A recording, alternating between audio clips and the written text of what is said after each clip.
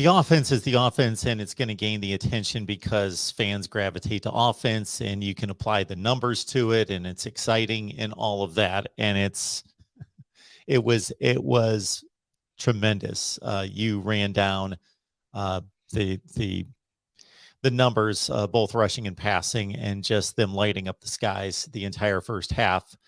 Who knows what could have been possible if it would have been needed in the second half, but to roll up Right. 500 yards against anybody in one half of football is just incredible. But the defense, they don't give up a meaningful touchdown. They shut Michigan State out in the first half.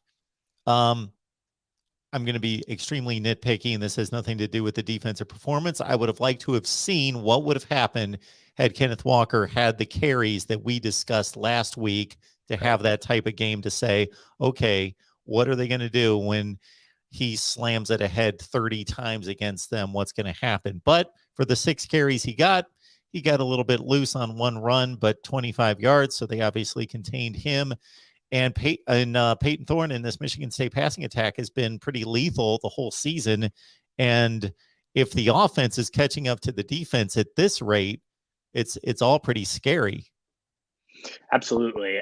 It was surprising to me that Michigan State went away from the running game. Obviously, getting down early means you have to throw the ball to some degree, but I mean, it was 21-0 at the end of the first quarter, but it just seemed to me that if you're going to try and stay in the game, you need to keep Ohio State's offense off the field. Yes, you obviously have to score points with the Buckeyes, and I think that's been the case all year and a struggle for every team. But the Spartans' game plan, the Spartans' offense is based around Kenneth Walker, and getting him going should have been, in my mind, what Mel Tucker and the Michigan State coaching staff did. Now, maybe they just realized that Ohio State was so focused on shutting that aspect down that they just thought they couldn't do it.